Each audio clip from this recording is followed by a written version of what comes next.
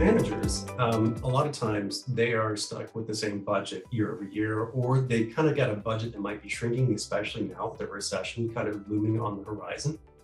So the big question here, how do you save money and still deliver on time? So something that we do with Kanban is we start to look at how long it takes for us to get our work done, whatever that work might be. And so over time, we can start to understand what's a reasonable amount of time to get the work done. Now, this sounds like common sense, but a lot of times, if you're a manager, you're being asked to do something in even less time or with some kind of changes to the schedule.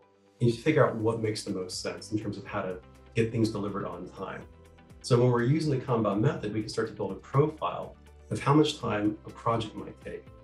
This could be like a marketing project or a software project or a human resources project. You name it, we probably have done it with the Kanban method. So in terms of that, you start to look at how long it takes to get work done and be more accurate landing on the actual deadline of what you're trying to do. Usually this helps to have conversations around scope sometimes, around, hey, look, we have this much time. Do we need to have everything in scope, or can we start to play with that a little bit and really get what we need out the door to the customer in a reasonable amount of time? For example, like a marketing campaign, you want to have it launched on a certain date. If you know how your group has performed in the past, you can basically start to look at that information to tell you how much can we really do in this marketing campaign to get it done by this date, to have these key things done by this date. So that's one piece of it.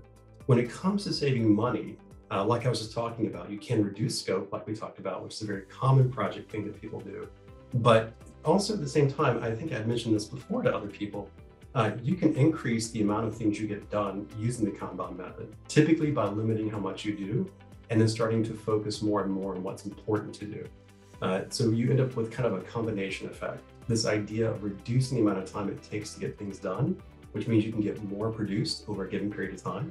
And then at the same time, you can also decide what goes into that group of people who are working on things. This sounds like, again, common sense, but then again, it's super powerful stuff when you start to look at how to save money and get things out on time. So those are two different ways of kind of looking at the Kanban method from a managerial perspective, because sometimes you have more than one factor pulling on you when you make decisions about what to do next. So that's just two examples there.